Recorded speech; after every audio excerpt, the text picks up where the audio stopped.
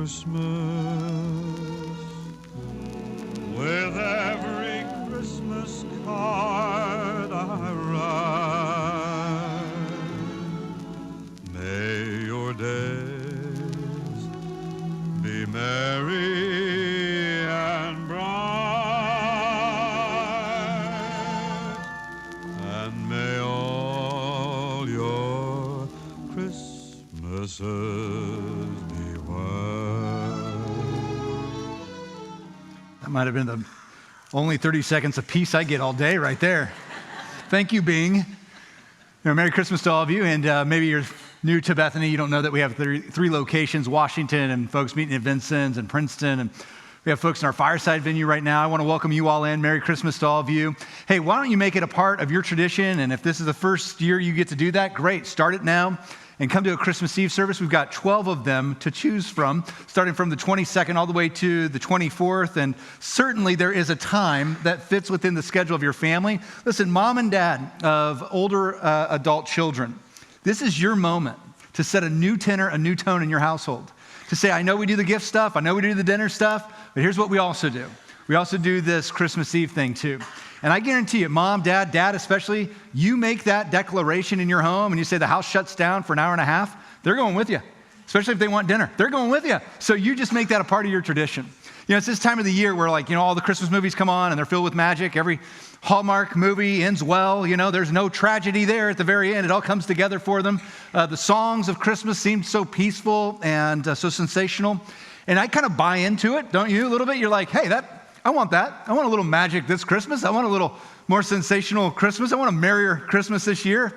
I kind of want a Christmas like I remember them to be when I was a kid.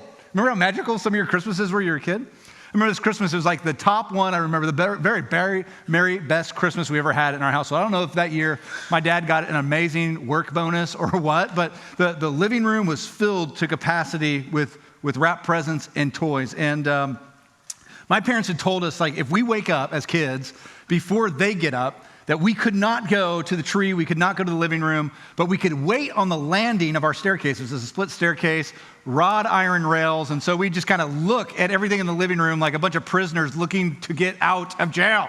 And so we saw, my parents knew how to do Christmas, man. They knew how to do Christmas. Christmas tree was already lit. Music was playing on the stereo. The stockings were already packed full of stuff and spilling over onto the carpet and everywhere else. And presents were laying everywhere. It was the most abundant Christmas we've ever seen. My dad just would put together some toys, and there's train sets going, and there's racetracks out there, and a couple pirate ships that were fighting. It was just a cool scene, man. Just absolutely mesmerizing, picture perfect kind of moment. My brother and I are there at the landing staircase, and we're just kind of dreaming about what could be in every package. And we really wanted that year a basketball hoop, and we didn't see that. But we saw everything else. And so there's this argument between my older brother and I. And my older brother's like, well, maybe the hoop's behind the couch. I mean, it's a big item. It can't be packed. I'm like, no, you dummy. It's probably one of those littler boxes, and there's a fold-up basketball hoop, And so you can't distract a kid when he has in his head what he thinks he's going to get, right? It doesn't matter. You think as a kid you're going to get it. You've hoped for it so big, and there's just no denying you're going to get it. It's got to go your way. It's got to go your way. And of course, that Christmas, my parents wake up and they release the hounds, right? And we run to our gifts and our packages, and we play with all the toys. And sure enough, that was a magical Christmas. The basketball hoop was there. It was just in the dining room. We couldn't see it. It had a big giant ribbon on it. And it was the most magical Christmas, I think, as a kid I've ever experienced. And I think at some point, I don't know where, I don't know the exact year, that all changed, where it's just not as magical anymore. It just kind of lost that white Christmas kind of feel. And I don't know, maybe my sophomore in high school, I was kind of anticipating, hoping for those amazing presents under the tree to be something more. And you open up the first present, and it's like clothes. And the second one, it's socks. And the third one, it's underwear. And there's nothing magical about that. And you're like, okay, from here on out, I'm never going to have a white Christmas again. It's like never going to be perfect again. And maybe you had those Christmases, and I think, that front of that sermon we heard the song by Bing Crosby, White Christmas. You so peaceful, so relaxing, so tranquil. You know the lyrics, right? They're on the screen. I'm dreaming of a white Christmas just like the ones I used to know. Like, I got to go back to what I knew, kind of like rosy retrospection of remembering as a kid, like what was good, because I'm not receiving that now, but I wish I would have it now, but I can't seem to get that magic back any longer. That story of White Christmas, Bing Crosby released that song on Christmas Day of 1941. And just to give you an understanding of what was going on at that time, he sang that on the radio live. We were 18 days out from Pearl Harbor was just attacked, and 16 days out from the declaring war against Japan. And so the nation was like in a place of despair, kind of like what's next for us? And Bing Crosby sings White Christmas. Like, hey, remember when? And I think the rest of the world was like, yeah, we remember when it was a white Christmas. And man, just to get into the context of that song, Bing Crosby knew it was such a sad song that when he went on USO tours and sang that to the troops, he refused to use that a part of his set list. He wouldn't add it to his songs because it was such an emotional song, but the troops would holler for it. And he would reluctantly sing it. And he said when he did, there was never a dry eye in the house. It was just so packed with emotion. And Irving Berlin, you guys might know that composer, great American composer, he wrote that song. He also wrote God Bless America. And he wrote that song, gosh, this hurts my heart. He wrote that song to be reminded of the Christmases that he spent with his kid prior to his son's death. His son died on Christmas Day. And he and his wife would go every Christmas Day to the cemetery. And he wrote that song to say, hey, remember when we had our kid at this Christmas? And when we had this beautiful hope, and it's not there anymore. And you're like, you just ruined Christmas for me. You've ruined that song for me, right? Like maybe, I mean, that's what you're hoping for this Christmas. You're like, listen, I want everything perfect. Why did he tell me that story? I want my Christmas better than the last Christmas, and I want it better than it had before. I want to go back to those rosary, days when I just remember the best things that have happened, and maybe this Christmas can be a happier Christmas, more merrier Christmas. And I think for most of us, the truth is we want this a part of our Christmas. We want this kind of Christmas. Thank you, Bing. But probably most of us are going to have kind of this Christmas. I think maybe even for some of us it's going to get worse, and we're going to have maybe a Christmas like this. And it's just not going to come out right. And you're going to be like, I was dreaming of a white Christmas and not a Porky Pig Christmas. This is not what I had on the books. I was hoping for something perfect. And I think we have all these moments in our life where we stack them up and we say, man, I wish it turned out this way. I had these hopeful expectations that it would come out this way, and it just didn't. And man, it's put me in a tailspin right now.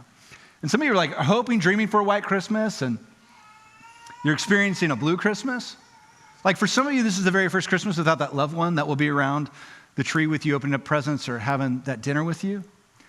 For some of you, you just won't be able to make it home for Christmas. It just doesn't fit in your plans. And this is not going to feel Christmas unless you're with family, but you're not going to be with family this year.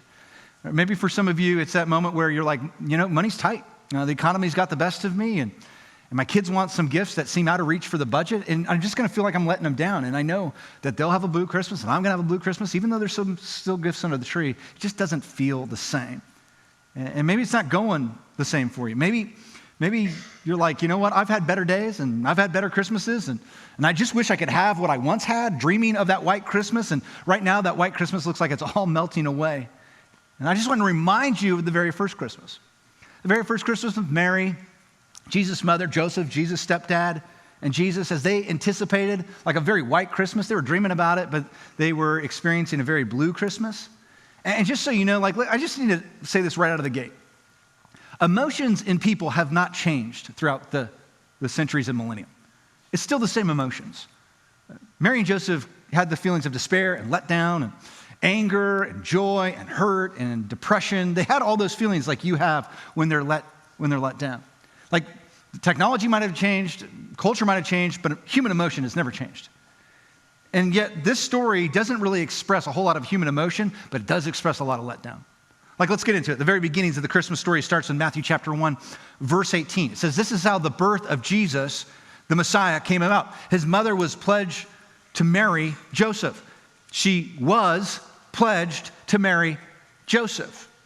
And so Mary was just like any young girl, Any young girl you know today in her teens that's dreaming of this perfect wedding with this dreamy man, and everything starts to change for her because she's preparing for the wedding. She's excited about her new life with Joseph. But verse 18 continues, she was pledged to be married to Joseph, but before they came together, she was found to be pregnant through the Holy Spirit. Now, Joseph didn't hope for that. He was like, whose baby is this, Mary? Mary's got this sensational story that this baby was conceived by God himself, and she wasn't expecting that a part of her life. She didn't hope that it would all go this way either, and she'd be thinking, this isn't how I planned it. And let me just tell you, it starts to unravel from there. It just starts to get worse from there. It moves on to the next verse. Because Joseph, her husband, was faithful to the law, faithful to God, he didn't want to expose her to public disgrace. He had in mind to divorce her quietly. So this young teenager who had planned the perfect wedding and to be with her dream man, it all starts to unravel for her. And she's not planning a wedding anymore. She's preparing for a divorce. And she's preparing her life to be a single mother with this child whom is God's son. My friend Tim Harlow, he's a pastor, he says, these are the moments of the Christmas story that are what he calls was-but moments. Was-but moments. It was this way, but this happened. And was-but moments. They thought it was going to happen one way, but it happened in a completely different another way. Let me just kind of put it up on the screen. What a was-but moment is when you hoped it was going to happen one way. It's when you just thought it was going to happen one way, but it turned out differently than you hoped for. Like it just shattered things. It just didn't go the way you'd planned it. And this Christmas season for Mary and Joseph was full of hopeful things that didn't turn out the way they had planned it. Like they planned to stay in their hometown of Nazareth. That's where you want to have a kid. That's where you want to establish your life, is around your family and friends and your workplace. But there's a census by Rome. And if you don't do what Rome says, there's two choices. Either do what they say or die. And in Luke chapter 2, verse 4, it says, and because Joseph was a descendant of King David, he had to go to Bethlehem in Judea, David's ancient home. He traveled there from the village of Nazareth in Galilee. He took with him Mary, to whom he was engaged, who was now expecting a child. So now they're leaving home. They probably had a big blow up over the baby thing. Now, they've calmed their emotions a little bit. They're trying to settle those emotions down. They're still kind of have that riff in the relationship, but they now have to travel to Bethlehem. That's 90 miles away. And Mary is just weeks away from conceiving a child, giving birth to a child rather, and she has to ride on a donkey. That's a 4-day journey, ladies, on the back of a donkey, about a week or two away from giving birth. And they did not plan for that. So can you imagine her going, geez, the thing I want to do right before I give birth is ride on the back of a donkey for 4 days. That's what I want to do. No, that's not what she'd hoped for. And they didn't know. Guys, we know that God was working ahead of them and that Bethlehem had to be the place where the Messiah was born that fulfills prophecy. They didn't know that. They were just like, could there be at a worse time for this census to be taken? This is the worst time. And while they didn't call the wedding off, there's still the rift in the relationship, and they're forced to leave their friends, they're forced to leave their workplace, they're forced to leave their family, they're forced to leave their home and go to a place called Bethlehem. And we just kind of pretend as we read this story that everything was like a silent night. Like everything was perfect in their story. Right? It's Mary and Joseph. Everything's perfect. It's tranquil. We don't get into the brokenheartedness, the blueness of their Christmas, and that things didn't go right for them. And it was packed with all this was-but stuff. Like we thought it was going to go this way. We hoped it would go this way, but it turned out into something completely different. And it continues to unravel, to unfold, to get out of control. Luke's gospel tells us in verse 6 of Luke 2, and while they were there, the time came for the baby to be born, and she gave birth to her firstborn son. She wrapped him snugly in strips of cloth and laid him in a manger because there was no lodging available for them. You guys know that part of the story. There's no room in the inn, even though the baby is born. There's just no place. There's no place for them to stay because Bethlehem is overwhelmed by visitors and it's beyond its capacity. Can you just see the moment? Husbands, wives, just picture the moment for a second. You have your wife just about ready to give birth. You've just pulled into the hotel and you walk together to the front desk and you say, is there a room available for myself and my pregnant wife? And the clerk behind the desk, she says, no, did you make a reservation? And you're like, no. And your wife just looks at you. Can you see Mary and be like, what do you mean you didn't make a reservation? This is like the blow up that would just happen there. And someone so nice says, you can stay, hey, sweetheart, you can stay in the stable. You can rent that out. It's the best we've got. I mean, they're probably thinking it's some kind of shelter. They don't have to sleep on the dirt floor. They have some covering. Hay's better than nothing. But guys, that's not the bed that she hoped for. Ladies, that's not the delivery room that she had dreamed about in her head. Come on, anybody feeling it for Mary right now? This poor girl, it was just like your heart breaks for her. And while they had these incredible moments of celebration, God's son's born to them, they had this like just solitary moment where it was just kind of like simple and nice and peaceful, but just for a moment, just for a moment. Like you get those moments where everything breaks loose and your world unfolds on itself, but then in the middle of you have like kind of like a calm in the middle of the storm. You get those moments now and then where you kind of forget about the stresses of work, forget about the family tension that exists in the house, or you forget about the insufficient funds in the bank account. And you're just kind of like, the storm has calmed, but you know that there's another line of storms coming. Like, but you just kind of hold on to that serenity for the moment. Mary and Joseph had that serenity moment that Christmas night until about 8 days later. When again, because of the custom of their faith, they got to travel back up to Jerusalem, 24 miles. So just giving birth, she now has to travel on donkey again, a day's journey, and they're taking Jesus to be presented at the temple, just as a religious ceremony. And in Luke chapter 2, verse 23 and 24 says, the law of the Lord says, if a woman's first child is a boy, he must be dedicated to the Lord. So they offered the sacrifice required in the law of the Lord, either a pair of turtle doves or 2 young pigeons. You know, at first glance, you probably go, well, things are looking up pretty good. They're going to have their son dedicated. It's going to be this great religious moment. But did you know the typical sacrifice was not turtle doves? It wasn't pigeons. It was a lamb. Like they wanted to afford the lamb. And somewhere in the law, they put in this little clause for those that could not afford, that were like financially strapped. It was the law for the poor, that if you couldn't afford a lamb for your firstborn, you could buy some pigeons. And I just want you to think for this for a moment, because they wanted to buy the lamb. I mean, after all, it's God's son. Okay, you harken back to when you had your first kid. You wanted the best for that first kid. Second kid, you're like, whatever, right? They get the hand-me-downs, the clothes, it doesn't matter. But that first kid, remember all the stuff you did for that first kid? Like you had to have everything perfect for that first kid. You remember getting all the shopping done for that first kid, like all the baby gear for the first kid? I remember stroller shopping. Stroller shopping is the worst. The worst. Like pick out a stroller. They all have 4 wheels. They all do the same thing. I was told very kindly, they don't do all the same thing, and that our child deserves the best. I'm like, you want the best? Okay, let's go get the best. I found that Aston Martin, the sports car company, they make a stroller. And if you have $4,000 to buy it at Harrods in London, you can get it if you want it. I'm like, okay, sweetheart, let's get the best. Here it is. Nope, our budget couldn't demand the best, so we finally just broke down and got the Costco EX, I think that's the stroller that comes right out of the box with wheels that don't work. That stroller, you know what I'm talking about. You're like, yeah, I know that one, right? I've got that. And Mary and Joseph, they wanted the lamb. They wanted the lamb. This is God's son, after all. They wanted the best for their firstborn, but what did they have to settle on? Their budget forced them to settle on some pigeons. And they're let down by that. And this is just another, guys, just add it up to the was-but moment. We hoped it would go this way, and it's turned out differently than we'd hoped for. And there's letdown in those moments. It just continues. The gravity of the situation continues to get worse. So then they're warned by an angel in a dream that the king, this powerful guy, wants Jesus dead. He doesn't want another king being born to the Jews, and so he wants Jesus dead, and so they're told to run down to Egypt. This is not like some quick trip. This is a 30-day journey, 300 miles away, and guys, they have to live there for a couple of years. So Jesus is raised in a foreign country, and Mary and Joseph now are forced to, for the safety and security of their son, to live in a foreign country. Guys, to think that's how they hoped it would work out, you're out of your mind. They didn't want any of that for their life. And let me just remind you about this was-but moment stuff. It's a moment when you hope it was going to happen one way, but it turns out differently than you hoped for. And maybe this season, this Christmas, is not going as it's planned. And it has blown apart for you. Unexpected medical emergencies, cut hours at work, I don't know, cost of living maybe has strangled your budget. Maybe your family got in a big old fight at Thanksgiving, and now like you're texting your siblings. Like, do we go to dad's this Christmas? Do we go to mom's? Like, if we go to dad's, mom's going to be mad at us. If we go to mom's, dad's going to be mad at us. What do we do? And then there's nobody that wants to actually make peace. And so you're like, right now you're going, I don't even know what we're going to do for Christmas because everyone is unhappy.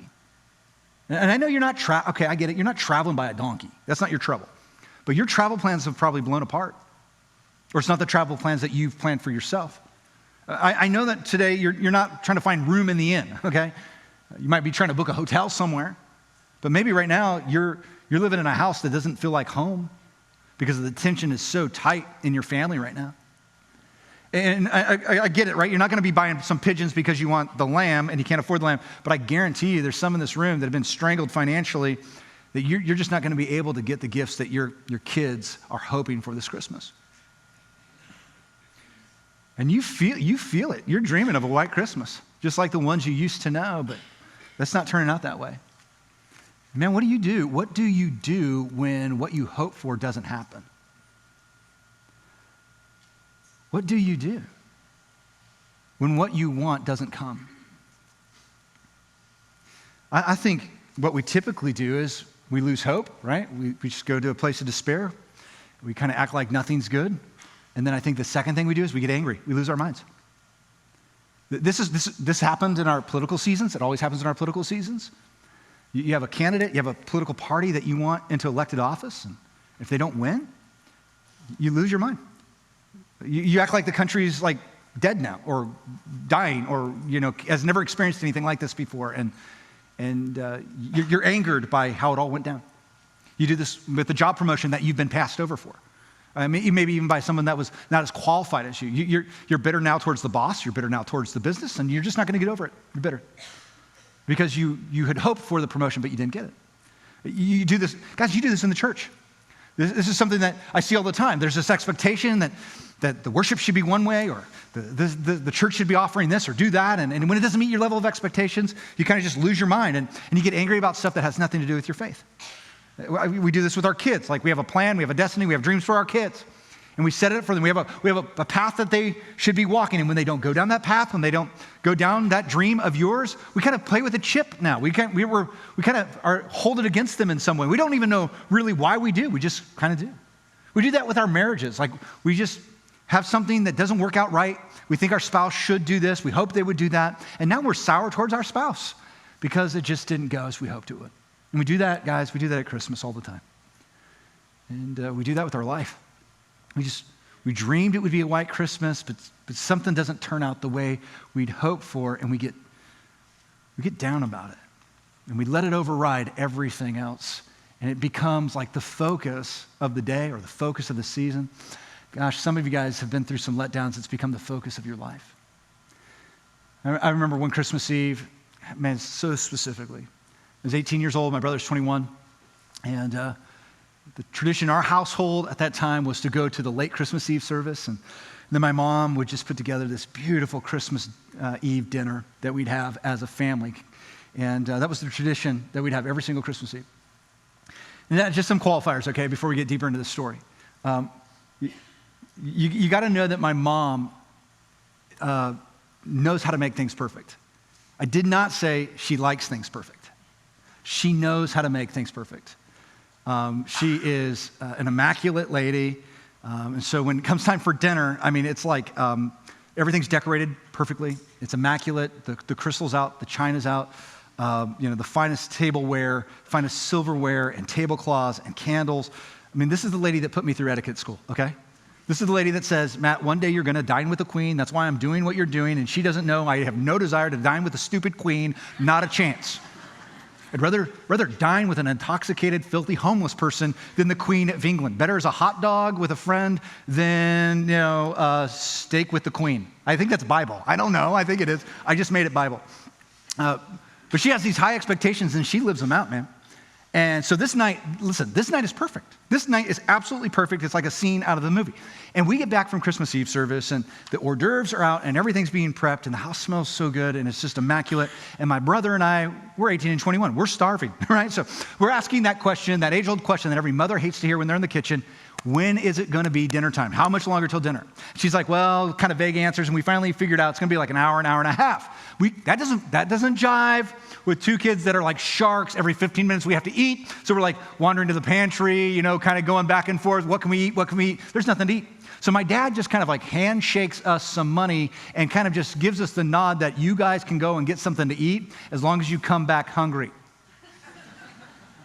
So what do? We go to our favorite fast food Mexican place in Southern California, Del Taco. We grab a bag of burritos and we come strolling back into the house as if that won't affect the mood of the house. In that moment, my mom saw that brown bag of burritos. Let's just say this. Our house was always a peaceful place. But that night, the outhouse hit the windmill. And this is not indicative of my mother. This is not who my mother is. She is 5'4", gorgeous, wouldn't hurt a fly. But that night, the Grinch stole her Christmas, man. You heard the old expression, like hell has no fury like a woman scorned. She was scorned. And she came unglued, like we'd never seen before. Unglued, yelling and screaming and hollering. And she slams the cabinet so hard, it falls off its hinges and breaks. And all the pots come clamoring out. My dad, my brother and I were just like, okay, settle, can we get out of the room somehow? The dog is barking, everything's going crazy, there's more hollering. And finally just kind of calms down. You know, all you can hear is the dog whimpering and the stereo quietly singing White Christmas or something, you know. It was one of those moments and we're like, is this over? We don't know. Is this done? We've never seen her like that before, but it's just absolute nuclear explosion. My dad, like, we don't know what to do, but my dad always knows what to do. He's passed away now, old U.S. Marine, combat vet in Vietnam.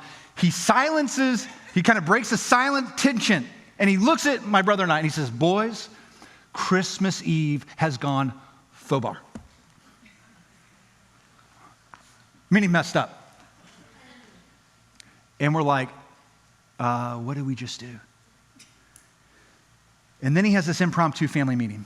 It's only like my dad could do. He rounds us all together, my mom included, the dog included, right? Everybody's in this family meeting.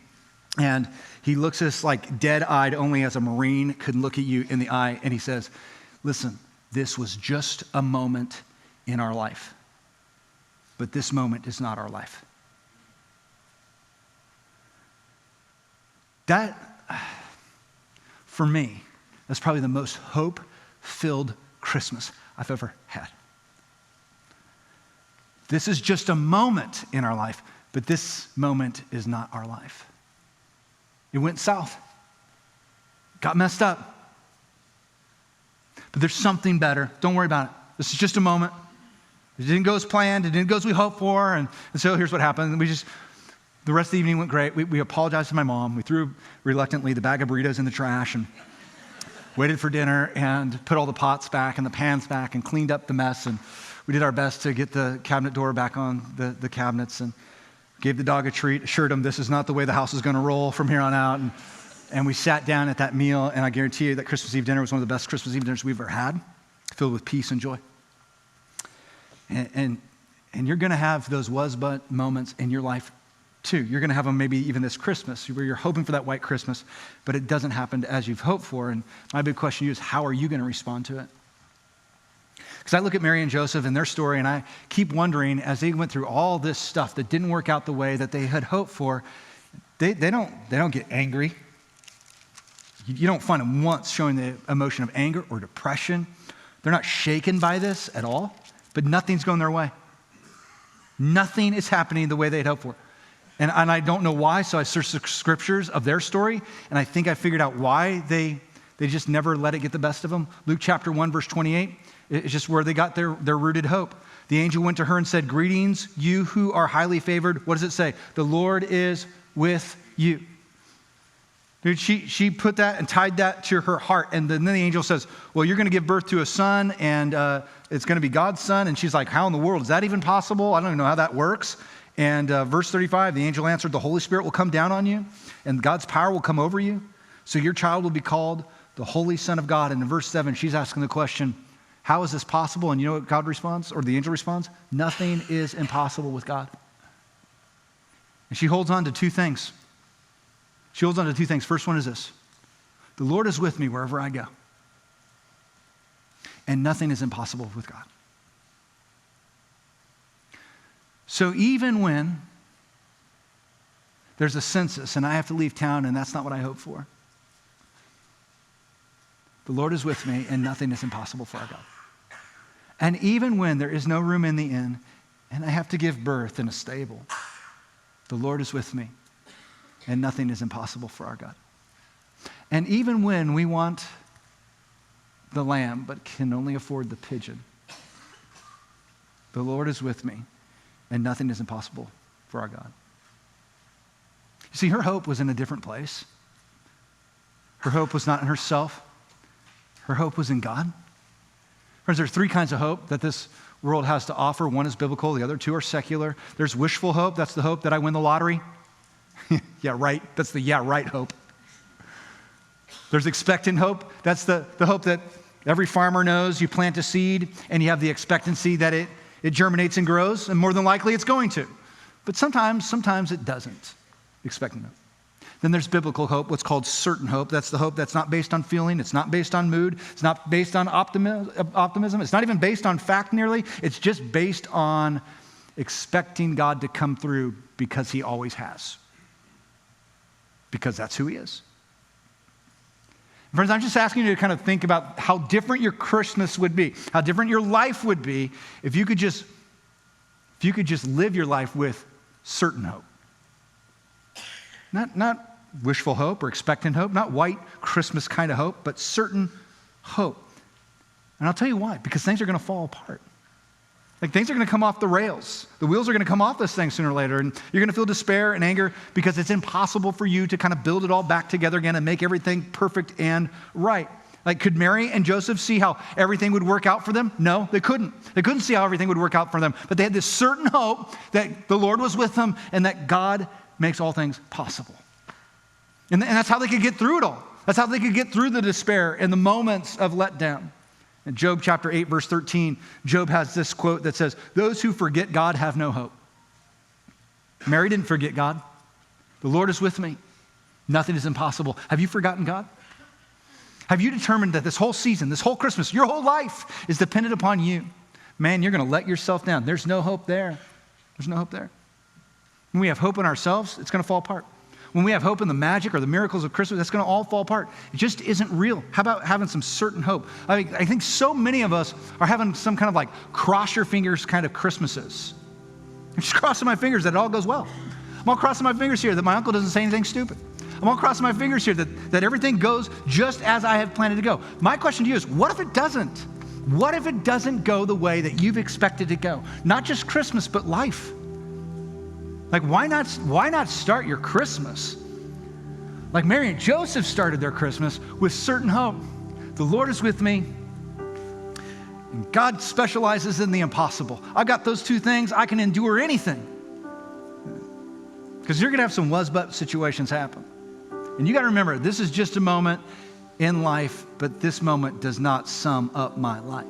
And I've got to hold tight to the part that nothing is impossible for God. Apart from God, there's no hope. With God, there is hope. Certain hope responds like this: God is bigger. Friends, listen, God is bigger than the burnt crust that's going to happen on the pie. He's bigger than the family blow up. He's bigger than the gifts that won't arrive on time. He's bigger than the gifts that don't fit, the gifts that don't work, or the gifts that are broken on December the 26th. You ever been there, parents? That's a bad feeling. God is bigger than anything that could go wrong this Christmas. And certain hope tells us that God is with us, and we can count on God because he specializes in the impossible. So no matter what goes on, no matter what I've hoped for, even if it goes wrong, God's going to work it out in some good way. And we can stop having these kind of cross your finger kind of Christmases. That maybe luck will work and we'll have a white Christmas once again.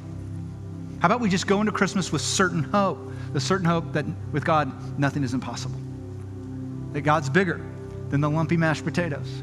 That God's bigger than the family feud, that God's bigger than the small amount of presents under the tree, that God's bigger than the insufficient funds that we have in our bank account, that God has bigger and better plans for us, and it may not be the plans that we have for ourselves, but it's going to work out okay because God is with us, and he specializes in the impossible. The God can do more with the letdown moments than I can do with my best moments. That's who our God is. And this moment of letdown or despair that you're going to experience or you've experienced in life is just a moment in life. That moment does not sum up your life. It does not sum up your life when God is with you. And you have a God who specializes in the impossible. Rely on Christ this Christmas and have the certainty of hope that whatever happens, God can make something good of it. Will you pray with me? Lord, we don't deserve you. We don't deserve to have all of these things that have let down and fallen apart, and maybe by some of it our own accord and our own strength and our own reliance, that you just kind of come in like a superhero and have the ability to rescue it. Maybe not as the way we see it needs to be rescued, but to rescue it, to make it something right of it for your glory and for our blessing. You're way too good for us. And I pray this Christmas, we don't have the cross your fingers kind of stuff. We don't have the wishful hope or the expectant. We have a certain hope that regardless of what happens, we'll be at peace and have joy because you are with us. And you specialize in the impossible. So Father, let us just rest in you, rely on you, have hope in you. Even if our Christmases are a little blue or they're melting away, we have hope beyond today. And may we rise out of here knowing that you're for us, not against us. And Father, that your Son Jesus has died so that we might live forever with you. May we hold on to that in the hope that we have to be with you one day forever in a place called heaven. We pray these things in Christ's name.